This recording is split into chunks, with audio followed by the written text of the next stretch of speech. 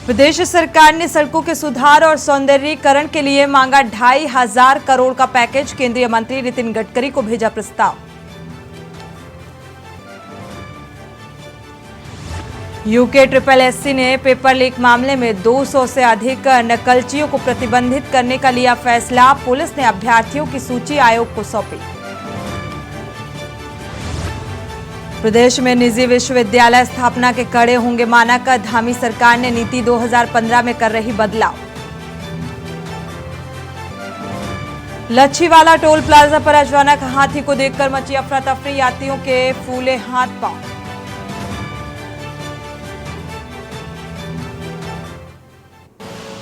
आप देख रहे हैं के न्यूज, खबरों का सारथी।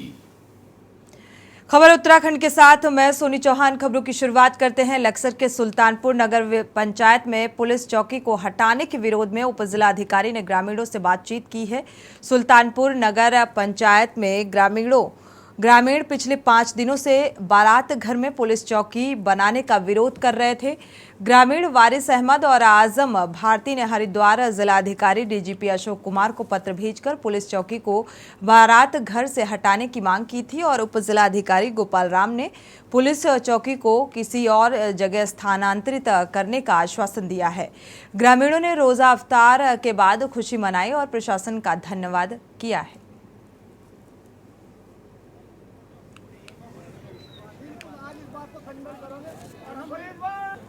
देखिए, उनके बारे में तब कहूँ मैं अगर मुझे एसडीएम साहब से कोई आश्वासन न मिला हो। मुझे आश्वासन मिला कि ये मामला आपका सॉर्ट आउट करा जाएगा। आपकी ग्रामीण जनता, गरीब जनता, उसी के सहयोग में जो भी फैसला होगा उसके सहयोग में होगा। और आगे भी जैसे आज भी मेरी बात हुई उसमें भी यही हुई कि इस मामले को सॉर्ट आउट कर दिया जाता है। तो मैं शासन का और प्रशासन का भी मैं बहुत बहुत धन्यवाद, बहुत बहुत शुक्रिया अदा।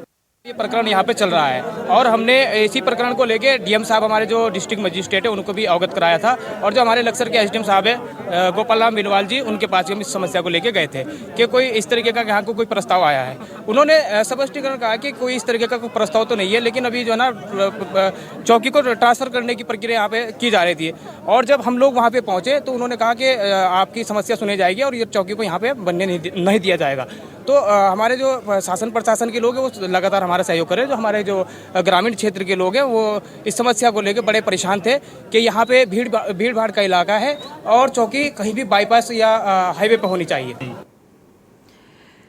भाकपा के राष्ट्रीय महासचिव कामरेड दीपांकर भट्टाचार्य ने नैनीताल के एक निजी होटल में पत्रकार वार्ता कर बताया कि 2024 का चुनाव जनता के मुद्दों को लेकर होना चाहिए। उन्होंने कहा कि वर्तमान सरकार जनता के मुद्दों को छोड़कर इतिहास बदलने में लगी हुई है।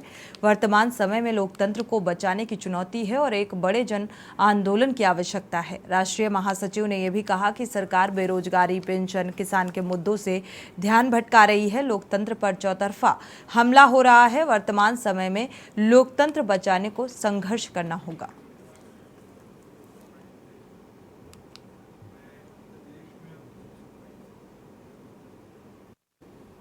देखिए, 24 का चुनाव, एक तो पहली बात किस तरह से किस माहौल में चुनाव होगा ये बहुत महत्वपूर्ण है। अभी हमने देखा रामनवमी के मौके पर पूरे देश भर में पूरा हिंसा का, उन्माद का माहौल बनाया गया। और बिहार में आपको मालूम है, बिहार शरीफ में बहुत 100 से भी ज़्यादा साल पुराने मदरसा चलाया गया और बिल्कुल ठीक उसके 2 दिन के अंदर अमित शाह वहाँ पहुँचे और उन्होंने बिहार वासियों से अपील की कि लोकसभा चुनाव में हमें 40 सीट दे दो, 40 में 40, और विधानसभा में बहुमत दे दो। तो जो गोरख पांडे जी ने बहुत पहले लिखा था कि इस बार दंगा बहुत बड़ा था और खूब हुई बारिश खून की और अगले साल फसल अच्छी होगी मतदान की, तो ये माहौल वही बनाया जा रहा है। बढ़ते आगे, खबर डोईवाला से है। यहाँ लच्छीवाला टोल प्लाजा पर हाथी आ जाने से हड़कंप मच गया। वाहन चालकों और टोल संचालकों ने भागकर अपनी जान बचाई। लच्छीवाला वन रेंज के एलिफेंट कॉरिडोर में हाईवे के रास्ते एक जंगल के दूसरे जंगल की ओर आवाजाही करते हैं और टोल कर्मियों और राहगीरों ने भविष्य में हाथियों की रोकथाम करने की भी मांग की थी।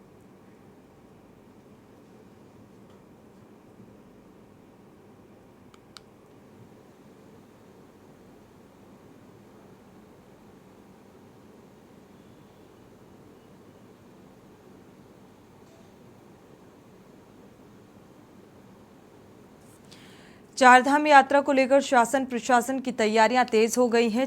सरकार के धामों में श्रद्धालुओं की संख्या सीमित करने के निर्णय पर होटल व्यापारियों ने नाराजगी जाहिर की। सोमवार को बद्रीनाथ के होटल व्यापारियों ने धामी में सीमित संख्या में श्रद्धालुओं को भेजे जाने के निर्णय का विरोध किया और मुख्यमंत्री को ज्ञापन भेजा। होटल व्यापारियों ने कहा कि उत्तराखंड के चारधाम आजीविका की रीढ़ है।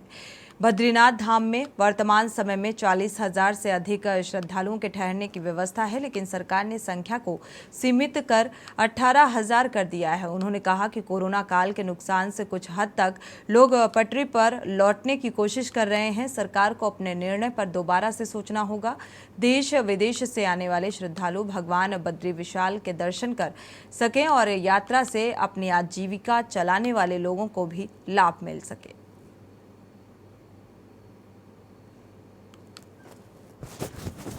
गांव यहाँ पे रोजगार से आश्रित हैं, तो हम आज से नहीं, इसको 2 महीने पहले से ही हमारे चारों धामों में जो एक संगठन बना है उसके माध्यम से हम लोग जो हैं सरकार से ये निवेदन कर रहे हैं कि आप जो हैं एक सीमित संख्या कर दी गई है। जैसे बद्रीनाथ में 18,000, केदार में 15,000, गंगोत्री और यमुनोत्री में 9,000 और 6,000 की व्यवस्था कर दी गई है, जबकि धामों में इससे दुगनी व्यवस्था है। मैं अपने बद्रीनाथ की बात करता हूँ तो इसमें लगभग 40,000 आदमियों की यहाँ पे रहने की व्यवस्था की गई है यहाँ पे, और गवर्नमेंट ने यहाँ पे 18,000 कर दिया है। खबर देहरादून से है, जहां परेड ग्राउंड में राष्ट्रीय स्वयंसेवक संघ देहरादून महानगर उत्तर ने एकत्रीकरण कार्यक्रम का आयोजन किया। कार्यक्रम में 70 बस्तियों, 56 शाखा और 11 नगर के स्वयंसेवकों ने प्रतिभाग किया। कार्यक्रम में बड़ी संख्या में स्वयंसेवकों ने शिरकत की और इस दौरान पूर्व मुख्यमंत्री त्रिवेंद्र सिंह रावत भी उपस्थित रहे। पूर्व मुख्यमंत्री त्रिवेंद्र सिंह रावत ने कहा कि राष्ट्रीय स्वयंसेवक संघ की ओर से लगातार ऐसे कार्यक्रम आयोजित किए जाते हैं। इन कार्यक्रमों का उद्देश्य संगठन की शक्ति का एहसास कराने के साथ ही कार्यकर्ताओं को वरिष्ठ पदाधिकारी से मार्गदर्शन भी मिलता है। स्वयंसेवकों का ये एक स्वयं अवजात कर हमको कार्यकर्ताओं को उद्बोधन मिलता है। जो वरिष्ठ प्रचारक होते हैं, सीनियर मोस्ट पदाधिकारी होते हैं, उनका मार्गदर्शन होगा। एक अनुशासित संगठन खड़ा कर रहा है, उसकी शक्ति का भी एहसास होता है कि हम कितना हमारा फैलाव हुआ है। आज यहाँ पर एक पूर्ण गणवेश में ये कार्यक्रम हो रहा है। उत्तराखंड में भर्ती पर रार थमने का नाम नहीं ले रही है। आज देहरादून में उत्तराखंड बेरोजगार संघ के अध्यक्ष बॉबी पवार ने प्रेस वार्ता कर उन्होंने उत्तराखंड लोक सेवा आयोग के अध्यक्ष और सचिव के इस्तीफे की मांग की। बॉबी पवार ने कहा कि बेरोजगारों ने पहले ही परीक्षा के जांच की बात कही थी, लेकिन आयोग और सरकार जानबूझकर परीक्षा कराने में अड़ी है। राज्य में वन आरक्षी भर्ती परीक्षा से ठीक एक दिन पहले एसटीएफ ने ब्लूटूथ डिवाइस के जरिए नकल कराने वाले गैंग का पर्दाफाश किया है। गैंग ने हरिद्वार को एक गांव में बच्चे को फॉरेस्ट गार्ड का पेपर पढ़ाया है, जिसकी परीक्षा आज हुई। बॉबी पवार का दावा है कि उनके पास कुछ लोगों की सूची जल्द पुलिस को सौंपेगी। उन्होंने आयोग की कार्यप्रणाली पर सवाल खड़े करते हुए कहा कि आयोग ने 2016 में एपीओ की परीक्षा के पेपर प्रिंट को ही वर्ष 2022 की परीक्षा में उपयोग किया। उन्होंने ये भी आरोप लगाया कि आयोग के ही कुछ लोग विद्यार्थियों को एपीओ परीक्षा के सवाल का मैसेज भेजते हैं। आयोग के कार्यप्रणाली पर जो प्रश्न चिन्ह खड़ा हो रहा है, एपीओ की परीक्षा देखिए, जो 2016 में परीक्षा हुई थी, जो उसमें 2016 में जो पेपर प्रिंट हुआ था उसमें जो वर्ष वो 2016 लिखा हुआ था, परंतु 2022 में भी जो परीक्षा हुई उसमें भी 2016 का प्रिंट लिखा हुआ है। और उसके अतिरिक्त जो एपीओ के छात्रों को अलग अलग व्हाट्सएप जो मैसेज जाते हैं, उन्हें लिखा जाता है व्हाट्सएप में कि आपको हम एपीओ के जो क्वेश्चन है वो प्रोवाइड करवा सकते हैं और 100% उसकी गारंटी है जो हमारे पास होने की है। तो ये सारी चीज़ें, ये आयोग से अंदर से लेकर लिंक, जो माफियाओं तक का जो लिंक है वो कब टूटेगा, हमारी ये चिंता है। एक बच्चा कितने बार, वो एक बार ऐसी उसको सह सकता है, 2 बार सह सकता है ऐसी घटनाओं को, परंतु बारंबार जब ये पुनरावृत्ति घटनाओं की हो रही है तो बड़ा दुख होता है हमें भी, और बड़ा दुख होता है उनको जो रात दिन मेहनत कर रहा है। उत्तराखंड की खबरों के बीच लखनऊ से बड़ी खबर आपको बता दें, मुख्तार अंसारी की ही कोर्ट में पेशी। मुख्तार की सीबीआई स्पेशल कोर्ट में पेशी हुई। द्वितीय एडीजे कोर्ट में हुई पेशी। तो भारी पुलिस बल के बीच अंसारी को कोर्ट में पेश किया गया। कड़ी सुरक्षा व्यवस्था के बीच मुख्तार अंसारी की सीबीआई स्पेशल कोर्ट में पेशी हुई। तो सीबीआई द्वितीय एडीजे कोर्ट में पेश किया गया।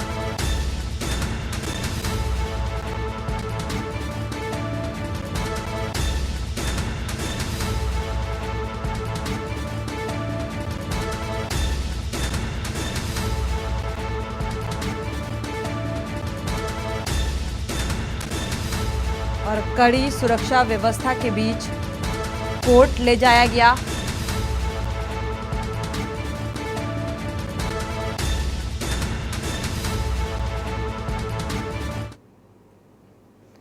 और आप तस्वीरें भी देख पा रहे हैं, कोर्ट ले जाते वक्त एक प्रशासनिक अमले की कड़ी सुरक्षा व्यवस्था के बीच मुख्तार अंसारी को कोर्ट में पेश किया गया।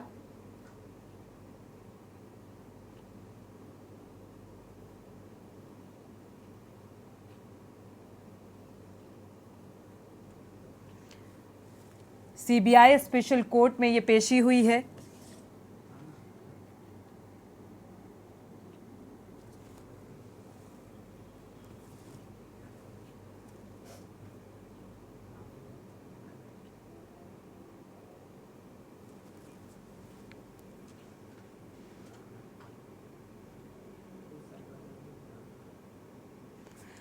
बढ़ते आगे, वर्ल्ड महिला बॉक्सिंग चैंपियन लवली बरगोहन बाबा के दर्शन करने नैनीताल स्थित कैची धाम पहुंची। लवली ने बताया कि फाइनल में बाबा नीम करौली को याद कर स्वर्ण पदक जीता है। उन्होंने आज माता पिता के साथ बाबा नीम करौली महाराज के दर्शन भी किए। बॉक्सर लवली बरगोहन ने 2018 के AEBA विश्व महिला मुक्केबाजी चैंपियनशिप और 2019 के AEBA विश्व महिला मुक्केबाजी चैंपियनशिप में कांस्य पदक जीता है।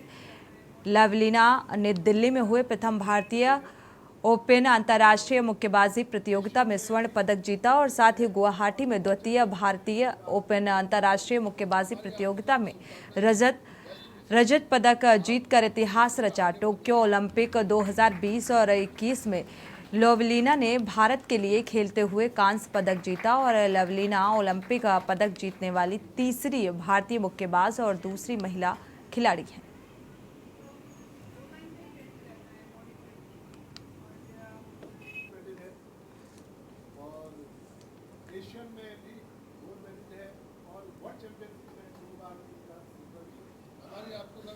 मैं अभी नैनीताल में हूँ और मैं वर्ल्ड चैम्पियनशिप से पहले ही सोचा था कि मैं वर्ल्ड चैम्पियनशिप के बाद काशी धाम नाम करोली बाबा के मंदिर में आऊँ और दर्शन करूँ। तो मैं वर्ल्ड चैम्पियनशिप में चैम्पियन हुई और उसके बाद मैं मेरा यही यहाँ पे आई और अभी यही प्लान है कि मैं करोली बाबा को दर्शन करके आऊँ। जी, जो भी मुझे आज तक मिला है वो भगवान की कृपा से ही मिला है और मैं चाहती हूँ कि भगवान की कृपा मेरे ऊपर ऐसे ही बनते रहे और मैं राम करोली बाबा के यहाँ आई हूँ उनकी दर्शन करने की। वो मुझे आशीर्वाद करें कि आने वाले टाइम में मैं और अच्छा कर पाऊँ और जो मेरा सपना है उसको पूरा करना। क्या सपना है आपका? ओलंपिक में गोल्ड मेडल लाने का सपना है। और इसी बीच आपको चंदौली से बड़ी खबर बता दें कि अंबेडकर की प्रतिमा को क्षतिग्रस्त किया। कुछ लोगों ने दोषियों के खिलाफ कार्रवाई की मांग। चकिया के कुदरा फतेहपुर गांव की बताई जा रही है ये घटना। अज्ञात लोगों ने डॉक्टर अंबेडकर की प्रतिमा को क्षतिग्रस्त किया। आजाद समाज पार्टी के लोगों ने क्षतिग्रस्त प्रतिमा का बनाया वीडियो।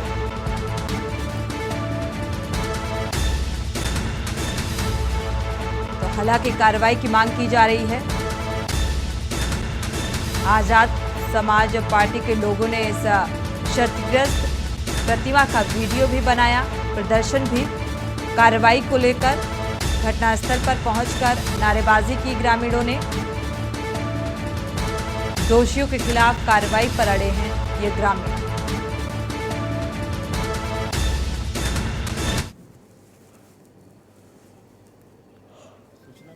कुदरा गांव में एक अम्बेडकर प्रतिमा किसी ने क्षतिग्रस्त कर दिया, लेकिन रियलिटी इससे अलग थी। गांव वालों से बात करने पर पता चला है कि मौसम की वजह से, बारिश और आंधी की वजह से प्रतिमा क्षतिग्रस्त हुई है और प्रतिमा लगा दिया जाएगा। इसमें और कोई विवाद नहीं है, गांव वाले सहमत हैं इससे। फिलहाल रुकेंगे यहाँ एक छोटे से ब्रेक के लिए, लौटेंगे जल्द। आप देख रहे हैं के न्यूज, खबरों का सारथी। ब्रेक से वापस आ रहे हैं। उत्तराखंड में रविवार को कोरोना के 30 नए मरीज सामने आए, जबकि 66 मरीज इलाज के बाद पूरी तरह से स्वस्थ हो गए। राज्य में कोरोना के कुल एक्टिव मरीजों की संख्या 81 रह गई है। स्वास्थ्य विभाग की रिपोर्ट के अनुसार रविवार को देहरादून में 21, हरिद्वार में 4, नैनीताल में 3, यूएस नगर में 2 नए मरीज मिले हैं। स्वास्थ्य विभाग के अधिकारियों ने बताया कि इस साल राज्य में अभी तक कोरोना संक्रमण के बाद राज्य में कुल 6 मरीजों की मौत हो चुकी है।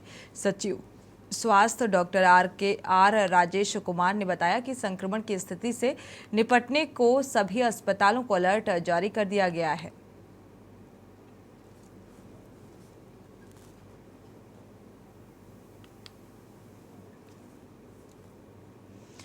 पूर्व नेता प्रतिपक्ष और वर्तमान में चक्राता से विधायक प्रीतम सिंह ने के न्यूज इंडिया से खास बातचीत की और इस दौरान उन्होंने राज्य के विभिन्न विषय को लेकर केंद्र व राज्य की सरकार पर जमकर निशाना साधा। प्रीतम सिंह ने खास बातचीत में क्या कुछ कहा, वो आपको सुनाते हैं।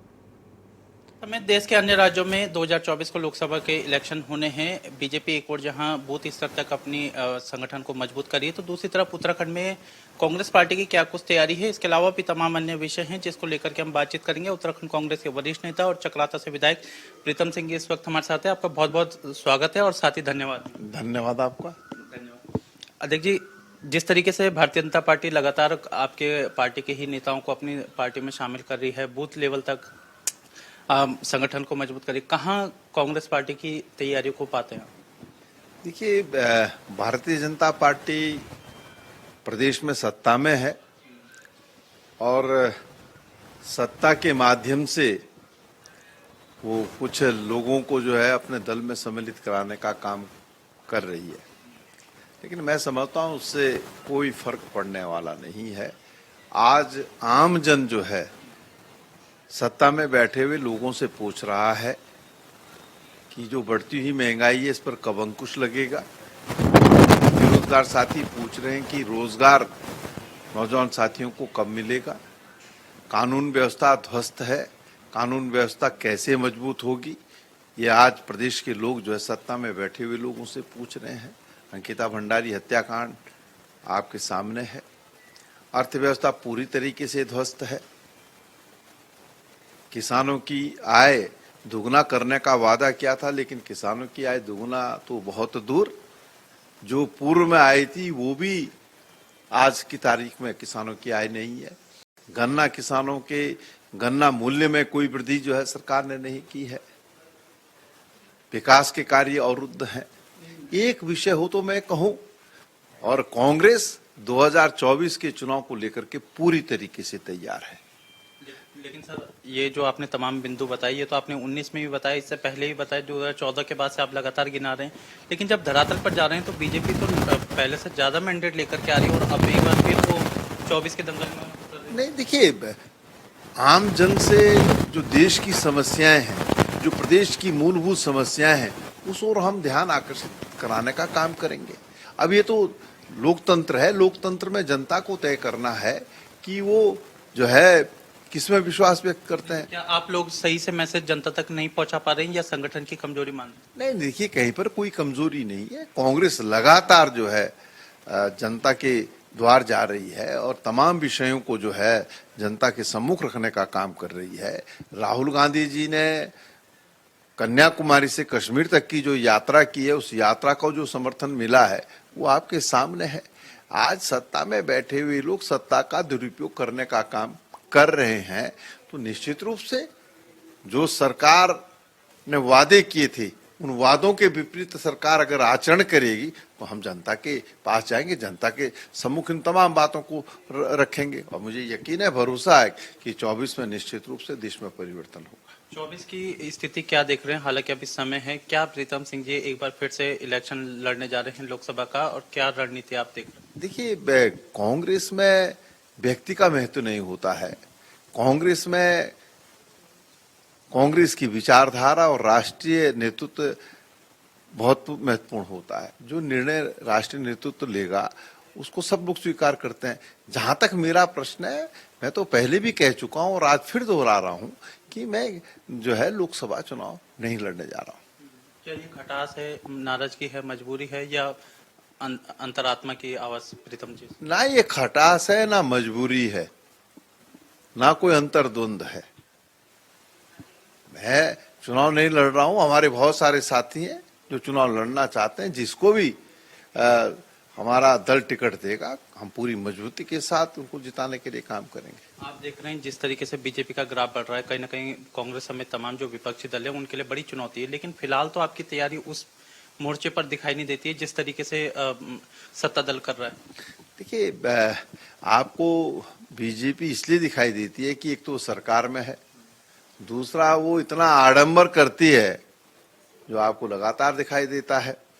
कांग्रेस जो है, जो सरकार की विफलताएं हैं उनको लेकर के जन जन तक जाने का काम कर रही है, आम जन से संवाद स्थापित कर रही है और सरकार के जो कृत्य हैं उनके खिलाफ सड़क पर उतर करके संघर्ष करने का काम कर रही है। लेकिन आपके तो प्रभारी जी कहीं दिखाई नहीं दे रहे हैं, आप खुद उन पर सवाल उठा चुके हैं। कैसे फिर समन्वय स्थापित होगा जब प्रभारी नहीं दिखेंगे तो? नहीं, देखिए, मैंने किन विषयों को लेकर के अपनी बात कही उसको आप इन तमाम विषयों से जोड़ने का काम ना करें।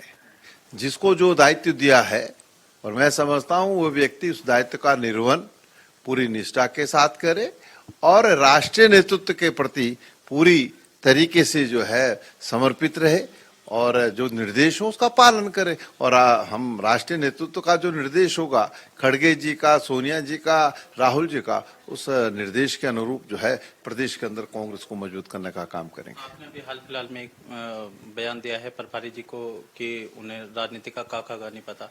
क्या आप इस बयान पे अभी भी देखिए, जो बयान मैंने जिस समय जो परिस्थितियां उसके अनुरूप दिया था, आपने किच्छा विधायक जी के बयान पे आपने दिया था, तो आप ये चीज मानते हैं कि नहीं है उन्हें राजनीति का काका? देखिए, तिलक राज बेहड़ जी हमारे बहुत वरिष्ठतम साथियों में से एक साथी हैं और जब उन्होंने कोई बात कही है तो निश्चित रूप से राष्ट्रीय नेतृत्व उसका संज्ञान मिलेगा, उसका निदान करने का काम भी करेगा। मानते कि गढ़वाल की उपेक्षा, तराई की उपेक्षा ये कहीं ना कहीं संगठन में की गई है, क्योंकि जिस तरह से नेता प्रतिपक्ष, प्रदेश अध्यक्ष और इसके अलावा उप नेता प्रतिपक्ष तमाम जो नेता हैं वो कुमाऊं के? नहीं, देखिए, हमने कभी इस तरह की राजनीति नहीं की है। हमने कभी कोई बात इस तरीके से नहीं कही है। नहीं, बेहड़ साहब ने कोई बात कही तो मैंने कहा कि बेहड़ साहब हमारे बहुत वरिष्ठतम साथी हैं, उनको जो अनुभव है उन्होंने अपने अनुभव के आधार पर कोई बात कही है तो राष्ट्रीय नेतृत्व उसका संज्ञान लेगा। तो भाई इस समय जिसको जो जिम्मेदारी मिली है वो अपनी जिम्मेदारी का निर्वहन कर रहा है। बहुत बहुत शुक्रिया के न्यूज से बातचीत के लिए। धन्यवाद। तो ये थे प्रीतम सिंह जो कि कांग्रेस पार्टी के वरिष्ठ नेता हैं, चक्राता से विधायक है, जिन्होंने विभिन्न मुद्दों को लेकर के हमसे बातचीत की। साथ ही उन्होंने ये भी स्पष्ट कर दिया कि 2024 के लोकसभा के इलेक्शन को वो फिलहाल लड़ने नहीं जा रहे हैं और जो तमाम जो पार्टी में जिस तरह की गतिविधि है वो उन्होंने हमारे साथ अपने जो अनुभव है वो साझा किए हैं। मैं अपने सहयोगी लईक अहमद के साथ अंकित काला, के न्यूज इंडिया, देहरादून। इसी के साथ खबर उत्तराखंड में फिलहाल बस इतना ही। आगे खबरों के लिए आप देखते रहिए के न्यूज इंडिया।